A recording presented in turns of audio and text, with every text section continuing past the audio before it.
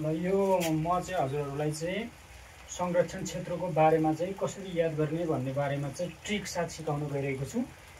यो सिक्नुभन्दा अगाडि चाहिँ हजुरहरूले चाहिँ योभन्दा अघिल्लो भिडियो चाहिँ ट्रिक चाहिँ कसरी चाहिँ नम्बरलाई चाहिँ शब्दमा याद गर्न सकिन्छ भन्ने बारेमा मैले भिडियो चाहिँ योभन्दा अगाडि एउटा भिडियो बनाएको छु। त्यो भिडियो हेरिसकेपछि हजुरहरूले यो एकदम राम्रोसँग लङ टाइमसम्म आज भयो भने तपाईले जुन टाइममा पनि याद गर्न सक्नुहुन्छ भन्ने म आशा गर्छु। किनकि तपाईले अघिल्लो भिडियो हेरिसकेपछि यो चाहिँ ट्रिक अनुसार बुझ्न मजाले सकिन्छ है।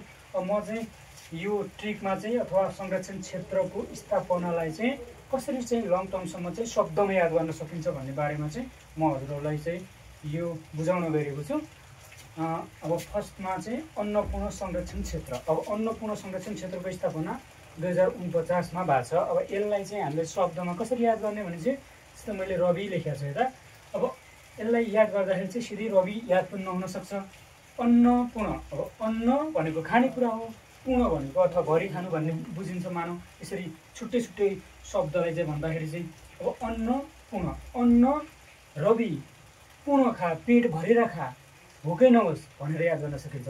अब यो चाहिँ रवि भनेको चाहिँ आर भनेको मैले चाहिँ के हो 4 हो, पिबी भनेको मैले अघिल्लो भिडियोमा पनि भनेको थिएँ 9 हो। यसरी चाहिँ अन्न अथवा खानेकुरा पूर्ण खा रवि, भोकै नबस् रवि भने चाहिँ यसरी याद गर्न सकिन्छ।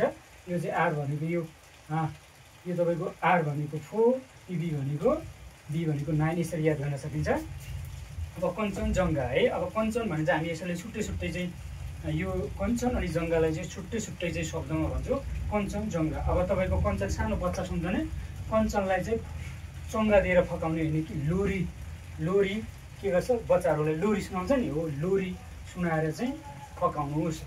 यल भनेको के हो 5 हो, 4 आर भनेको के हो 4 हो कञ्चनजङ्घा हो। खासै हामी चङ्गा भन्छौँ। कञ्चन सानो बाबु यो कञ्चनलाई चाहिँ चङ्गा दिएर होइन लोरी दिएर सुना। यल भनेको मैले के भने 5 भने, आर भनेको के हो 4 हो। यसरी चाहिँ कञ्चनलाई लोरी सुनाएर कञ्चनलाई चाहिँ लोरी सुनाएर फका भनेर चाहिँ यसरी याद गर्न सकिन्छ है 2054लाई चाहिँ। अब फेरि यो मैले 2000 यो चाहिँ अगाडिको चाहिँ मैले सेम सबैको एउटै भएर चाहिँ यो मैले ट्रिक चाहिँ राखेको छैन, हजुरहरूलाई पछाडिको मात्र याद गर्ने भनेर सिकाइरहेको छु है।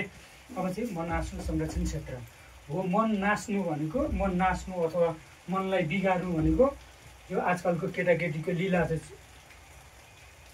यो लीला चाहिँ के छ एकदम चञ्चल स्वभावको छ। यो मोडर्न युग अनुसार चाहिँ केटाकेटीको लीला चाहिँ अहिले बढ्दै गएको छ भन्नाले अब मान्छेलाई फकाउने स्टाइल, मान्छेको बिहेभियर चाहिँ यो लीला चाहिँ एकदम बढ्दै गएको छ भनेर सम्झने। अब मन नाच के भयो लीला खराब भयो भने के हुन्छ मन नाच हुन्छ भने चाहिँ सम्झने। याल भनेको 5 हो, याल भनेको 5 हो। मैले अघिल्लो भिडियोमा पनि भनेको थिएँ एइआईको यो भ्यालु हुँदैन, यसले चाहिँ शब्द कनेक्ट अथवा जोड्नको लागि मात्र एइआई यो हामी राख्छौँ बिचमा है। अब कृष्णसार संरक्षण क्षेत्र। अब कृष्णसार संरक्षण हामी कलियुगका कृष्णलाई सम्झन्छौँ। 1600 गोपिनी थिए भन्छन् नि, के भएर गोपिनी थिए चालु भएर गोपिनी थिए हो। कृष्ण चालु छन्, कलियुगका कृष्ण के थिए चालु थिए।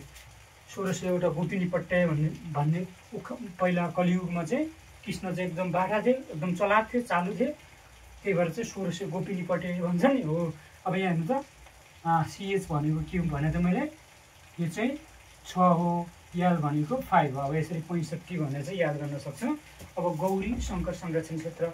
अब यो गौरी र शङ्कर छुट्टै छुट्टै पर्छौँ हामी। अब शङ्कर के हो गौरीको के हो जिजु हो हिन्दूमा। अब जिजाजी भन्छ नि हामी छोटो शब्दमा चाहिँ जिजु भन्छौँ हो। के भयो शङ्कर गौरीका जिजु हुन् भनेर सम्झाउनु भयो। जे भनेको 6 भनेको थिएँ मैले, जे भनेको 6 एइआईको भ्यालु राख्दैन, शब्द बनाउनमा मात्र जोड्छु भनेको थिएँ है अघिल्लो भिडियोमा। अब यसरी याद गर्न सक्छ। अब अपी नाम्पा संरक्षण क्षेत्र कसरी याद गर्ने भने चाहिँ अपी भनेको हामी यो दार्चुला जिल्लामा पर्छ। स्पेसली यो चाहिँ हाम्रो लिपु लेक चाहिँ त्यहाँ अवस्थित छ, जुन अहिले एकदम विवादित छ। अनि अपी नाम्पा नापाउँ न भनेर नेपालले रिक्वेस्ट गर्दाखेरि चाहिँ के भन्छ यो चाहिँ मैले अगाडि चाहिँ जाकु भनेर बनाएको छु है। यो चाहिँ मिस्ट भएर छ जाकु। जस्तै हेर्नु त नेपालले चाहिँ नापौँ न विवाद नगरौँ भन्दाखेरि चाहिँ इन्डियाले के भन्छ जाकु भन्छ। जाकु भन्दाखेरि चाहिँ होइन नेपालको विवाद यसो नगराउनु